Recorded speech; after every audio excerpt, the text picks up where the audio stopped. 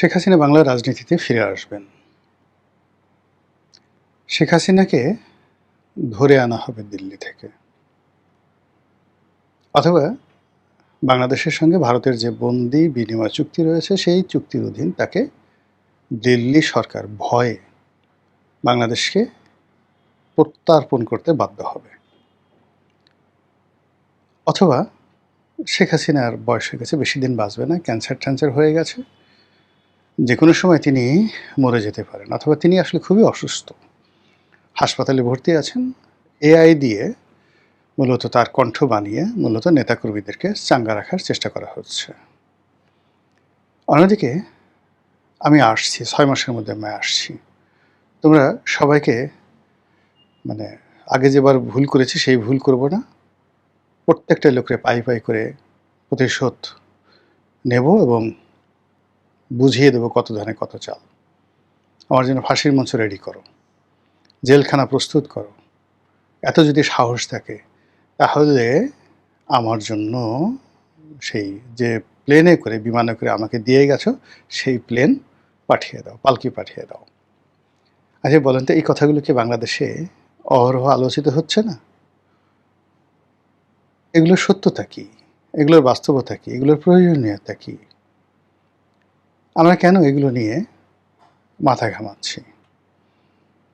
এই যে বারবার আমরা শেখ হাসিনার কথা আলোচনা করছি, এটা কি আমাদের বিনোদন, আমাদের ভালো লাগে? এটা কি সেই যেমন রূপবানের গল্প, আরব্য রজনীর গল্প, শাহানামার গল্প, সুরাব রুস্তুমের গল্প, এরকম পালা গান বা এরকম পুঁথি কিংবা এরকম গীতি কবিতা, শেখ হাসিনা কি আমাদের সেই গীতি কবিতা যেগুলো আমাদের না শুনলে ভালো লাগে না, আমরা এর মধ্যে বিনোদন পাই?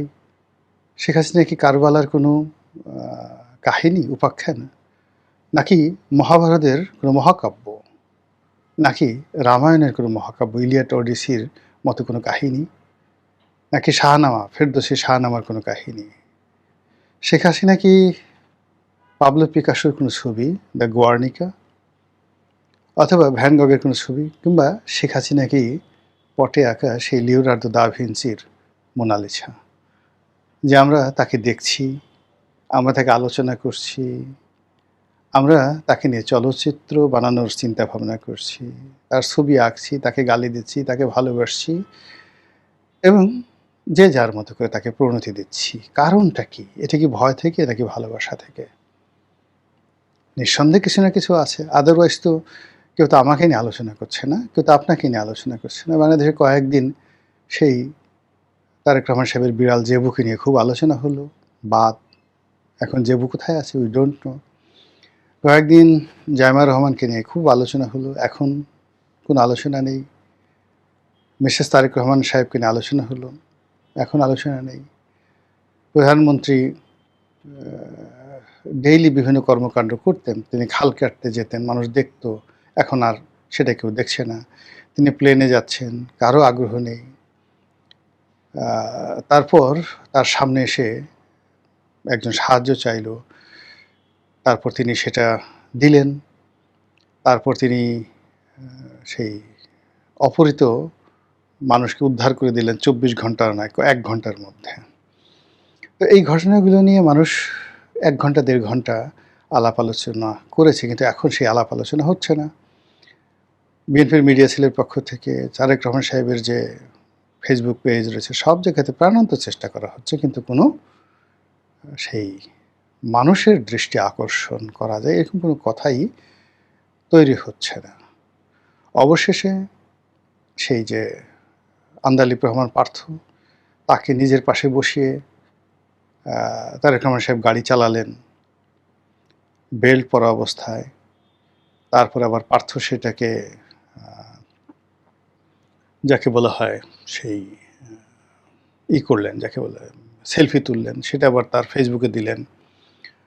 এটার কোনো রাজনৈতিক কারণ বা এটার কোনো শুভ ফলাফল ডাজ নট ম্যাটার, এটা আলোচনায় আসার দরকার ছিল, কিন্তু আলোচনা হলো, কিন্তু সবই নেতিবাচক, সবই নেতিবাচক আলোচনা হলো।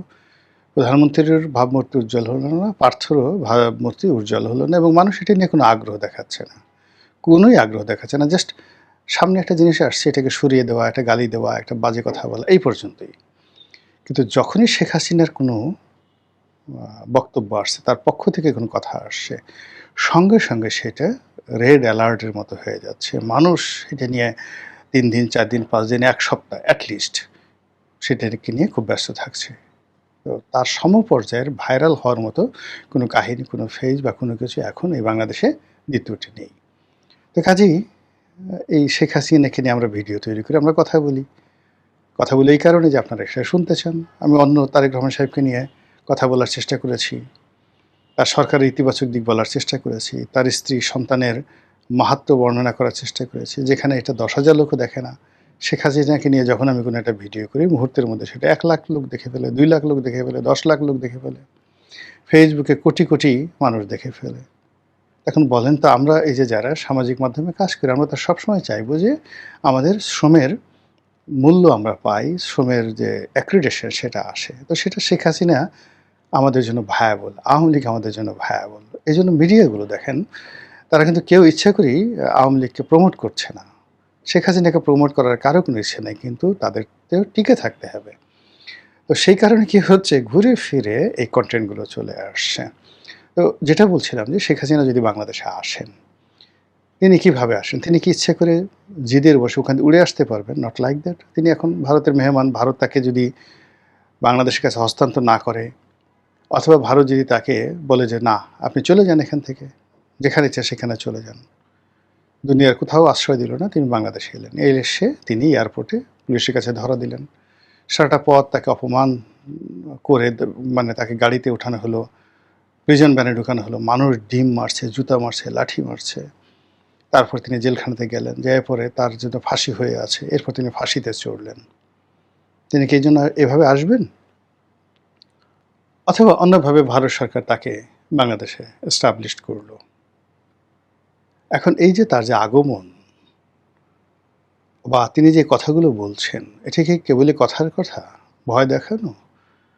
এটি আত্মতৃপ্তি নাকি আসলে কোনো ঘটনা? ইতিহাসে এরকম কোনো ঘটনা কি কখনো ঘটেছে যে একজন মানুষ ক্ষমতা ছেড়ে দিয়েছে বা একজন মানুষ ক্ষমতা থেকে তাকে উচ্ছেদ করা হয়েছে, গণ অভ্যুত্থান, গণ আন্দোলনের মধ্যে তিনি চলে গেছেন, তারপরে আবার তিনি ফেরত এসেছেন? এটা কি হয়েছে? হ্যাঁ, হয়েছে।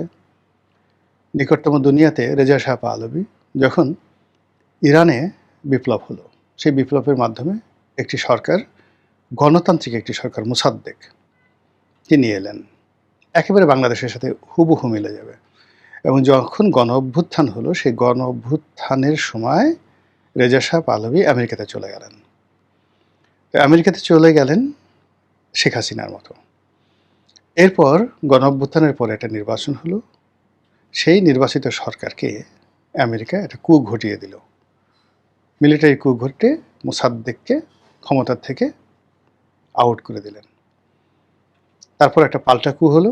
সেই পাল্টা কূয়ের পরে সেনাবাহিনীর লোকজন এয়ারপোর্টে সব দাঁড়িয়ে রইল, আর রেজা শাহ পাহলভি সেই ইরানে ফিরলেন এবং ৭৯ বিপ্লব পর্যন্ত তিনি ক্ষমতায় ছিলেন। বেশি দূর যাওয়া লাগবে না, ৫৩ থেকে ৭৯ পর্যন্ত। বাংলাদেশে যা ঘটেছে সেম ইরানে ঘটেছে। ২ নম্বর হলো যে এর বাইরে আরও কোনো গৌরবোজ্জ্বল ভূমিকা আছে কিনা। এটা তো গেল নেতিবাচক। ইতিবাচক কোনো দিক আছে কিনা ক্ষমতায় ফিরে আসার? অর্থাৎ যদি রেজা শাহ পাহলভীর মতো ফিরে আসেন, তাহলে আমেরিকা যে কাজটা করেছে, মোদি যদি ঠিক সেম কাজটা শেখ হাসিনার জন্য করেন, তাহলে বাংলাদেশেও সেই ১৯৫৩ সনের মতো ঘটনা যেটা তেহরানে ঘটেছিল, সেই ঘটনা এখানে ঘটা সম্ভব। আর দ্বিতীয়ত হলো যে যদি গ্লোরিয়াসলি কামব্যাক করা যায়, তাহলে এটা হতে পারে, এটা হতে পারে। সেটা হলো যে কখনো কখনো নিজের অবস্থান ব্যাখ্যা করার জন্য, নিজের গুরুত্ব বোঝানোর জন্য অনেক কিছু করা হয়। তো সেই ক্ষেত্রে আসলে যেভাবে কোটা বিরোধী আন্দোলন হলো এবং শেষের দিকে এসে মাত্র ৪-৫ দিন আগে পুরো পরিস্থিতি নিয়ন্ত্রণের বাইরে চলে গেল। তারপর শেখ হাসিনা নিরাপদে নিজের আত্মীয়-স্বজন তাদেরকে বাংলাদেশ থেকে ভাগিয়ে দিলেন। তারপর নিজে চলে গেলেন। আর তার দলের যে সমস্ত ক্রিমিনাল ছিল, যারা সোশ্যালি একেবারে অ্যাবনক্সিয়াস, সমাজের সবার কাছে নিন্দিত হয়ে গেলেন, তাদেরকে তিনি ধরিয়ে দিলেন ক্যান্টনমেন্টে। তারপর শেষে তারা এখন জেলখানাতে আছে। এরপর বিভিন্নভাবে ক্ষমতায় আসলেন এবং লোকজনকে বুঝালেন যে আমি শেখ হাসিনা কতটা গুরুত্বপূর্ণ দেখা। ফলে এই আন্দোলন এর পেছনে যদি শেখ হাসিনা গ্রিন সিগন্যাল থাকে, এটাও কি অস্বাভাবিক বলেন তো? আপনি মিলিয়ে দেখেন তো সব ঘটনা। তার কোন জায়গাটাতে ক্ষতি হয়েছে?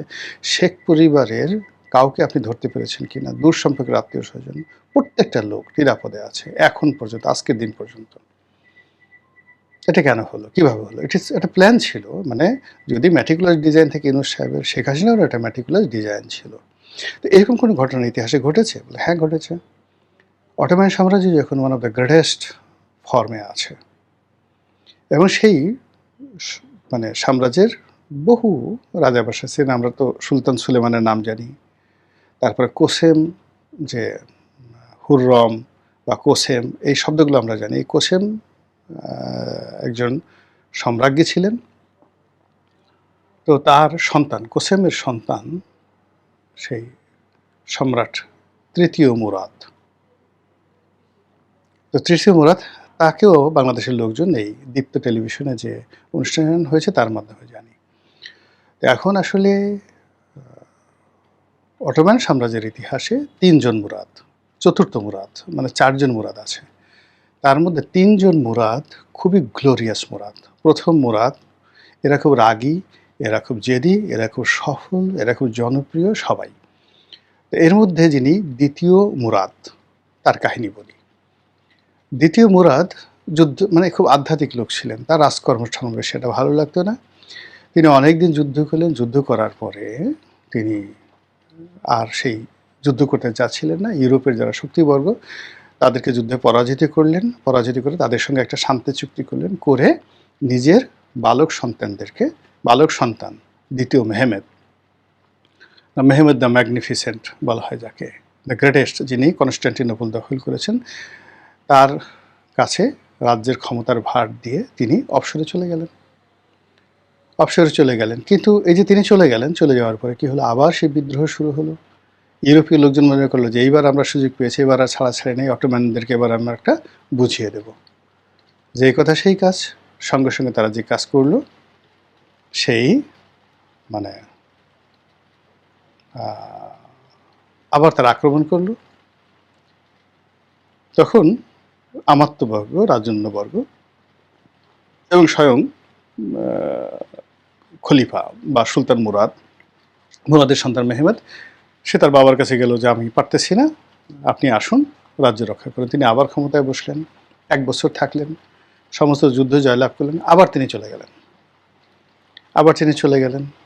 আবার চলে যাওয়ার পরে 1 বছর ঠিক থাকলো, 1 বছর পর আবার গণ্ডগোল, ফলে আবার সবাই তার কাছে গেল, আবার তিনি ক্ষমতায় আসলেন, ক্ষমতায় বসলেন। এইবার তিনি 1.5 বছর ক্ষমতায় থেকে পরে তিনি মারা গেলেন। তো এটাকে বলা হয় মানব জাতির ইতিহাসে সবচেয়ে গোল্ডেন, মানে রাজকীয় এবং স্বর্ণময় প্রত্যাবর্তন, যেটি হয়েছিল সুলতান দ্বিতীয় মুরাদের দ্বারা। এবং তিনি যে সুপুত্র, যাকে 2বার তিনি ক্ষমতা হস্তান্তর করেছেন, তার সেই সুপুত্র তৃতীয়বার যখন ক্ষমতায় আসলেন, তিনি সেই সময়টাতে যে ইতিহাস রচনা করলেন, সেই ইতিহাস মানব জাতির ইতিহাসের কোর্স অফ অ্যাকশন পাল্টে দিল। পৃথিবীর সবচেয়ে সুরক্ষিত দুর্গ, সুরক্ষিত শহর এবং 800 বছরের একটা ডাইনেস্টি, রোমান ডাইনেস্টি, সেই রোমান ডাইনেস্টির শেষ সিম্বল এবং দ্য প্রাইড অ্যান্ড প্রেস্টিজ, যেটা 800 বছরে যে শহর কেউ দখল করতে পারেনি, এবং যে শহর দখল করবে মুসলমানরা, এবং যিনি দখল করবেন তার নামটি পর্যন্ত মোহাম্মদ রাসূলুল্লাহ সাল্লাল্লাহু আলাইহি ওয়াসাল্লাম বলে গেছেন যে নাম হবে আমার নামের নাম মোহাম্মদ। ঠিক সেই মেহমেদ, তিনি এই সুলতান মুরাদের পুত্র। তিনি সেটা মানে সেই কনস্টান্টিনোপল দখল করে ইতিহাস তৈরি করেছেন। তো সেই দিক থেকে শেখ হাসিনার প্রত্যাবর্তন কীভাবে হবে, বা শেখ হাসিনার উত্তরসূরি এখন যদি জয়কে আপনি ধরেন, জয়কে কেউ বলছে এই পাগল, অটিস্টিক, কিচ্ছু জানে না, কিন্তু নামটা তো জয়। জন্ম হয়েছে 71 সনে, মুক্তিযুদ্ধের সময়। মুক্তিযুদ্ধের স্মৃতিকে ধারণ করে, অর্থাৎ সে যখন পেটে ছিল তখন ঠাস ঠাস ঠাস ঠাস করে বুলেট ফুটছিল ঢাকা শহরে, মুক্তিযুদ্ধ চলছিল। তো সেই তার মাতৃগর্ভে সে যে শব্দ শুনেছে, বুলেট, বোমা, বন্দুকের শব্দ শুনেছে, আর সে যখন পৃথিবীতে এসছে, আসার পর সে কী দেখেছে? জয় দেখেছে, বিজয় দেখেছে। 71 দেখেছে। আবার তার যখন একেবারে এই যে সুলতান মেহমেদের মতো কৈশোর বয়স, 5 বছর বয়স, 6 বছর বয়স, তখন তার দাদা মারা গেছেন, নানা মারা গেছেন, দেশের বাইরে ছিন্ন বিচ্ছিন্ন হয়ে তিনি ঘুরেছেন। ফলে তাকে আপনি অটিস্টিক বলেন, যা কিছু বলেন, তার জীবনের যে অভিজ্ঞতা, তার যে এডুকেশন, তার যে পারিবারিক অবস্থা, তার যে কানেক্টিভিটি, এখন পর্যন্ত আপনি তুচ্ছ করতে পারেন, তাচ্ছিল্য করতে পারেন। Is there anybody, Tarique Rahman সাহেবকে বলতে পারেন যে পৃথিবীর কোনো রাজপুত্র তার ক্লাসমেট? কোনো রাজপুত্র তার ক্লাসমেট? কিন্তু আপনি গিয়ে দেখেন তো ভুটানের বর্তমান রাজা সাথে জয়ের কি বন্ধুত্ব। ভুটানের রাজা শেখ হাসিনার পা ধরে সালাম করে এবং বাংলাদেশে জয়ের বন্ধু হিসেবে এসে গেছে। আচ্ছা, বিলাল ভুট্টো সাথে জয়ের যে সম্পর্ক, এটা কি আপনারা জানেন? জুলফিকার আলী ভুট্টো বিলাল ভুট্টোর সাথে তার যে কি সম্পর্ক, এটা কি আপনারা জানেন? কংগ্রেসের যে বর্তমান সাধারণ সম্পাদক রয়েছেন রাহুল গান্ধী যে জয়ের বন্ধু, আপনারা কি সেটা জানেন? হিনা রব্বানী খারজে তার বন্ধু, জয়ের বন্ধু, আপনারা কি সেটা জানেন? ফলে আপনি তাকে যতই মানে ঠাট্টা করেন, মস্কার করেন, আপনি গিয়ে দেখেন তো জয় যে পরিবারে বিয়ে করেছে বা জয় যেখানে থাকে সেই জায়গাতে ওই সিনেটর পরিবার, কেনেডি পরিবার, মানে সে যে অঙ্গরাজ্যে থাকে সেই রাজ্যের যে বারবার সিনেটর হচ্ছে তার সাথে জয়ের কেমন সম্পর্ক। সেই তুলনায় যে এলাকাতে জনাব তারেক রহমান সাহেব ছিলেন, সেই এলাকাতে তো একজন এমপি ছিলেন, ব্রিটিশ এমপি ছিলেন। সেই এলাকাতে একজন ব্রিটেনের আপার হাউজের লর্ডসভার একজন সদস্য ছিলেন। মানে ওই এলাকার এই দুজন কয়বার তারেক রহমান সাহেবের বাসায় আসছেন? আপনারা একটু যারা বিএনপি যারা লোকজন আছে বললেন তো যে ব্রিটিশ কোনো এমপি, ওই এলাকার এমপি তারেক রহমান সাহেবের সাথে দেখা করতে এসেছে, কোনো মন্ত্রী তারেক রহমান সাহেবের সঙ্গে দেখা করতে এসেছেন, আর জয়ের বাসায় বা জয়ের সাথে বিএনপির যারা আমেরিকার লোকজন আছে তারা গিয়ে দেখেন যে সেখানে প্রথম থেকে তার যে ওখানে যাদের সাথে তার বন্ধুত্ব, চলাফেরা, একসাথে বসে তারা আড্ডা মারে, এর মধ্যে কয়জন সিনেটর আছে, কয়জন কংগ্রেসম্যান আছে, কয়জন বিচারক আছে, কয়জন বিচারপতি আছে, আর কয়জন বুদ্ধিজীবী আছে, কয়জন সাংবাদিক আছে।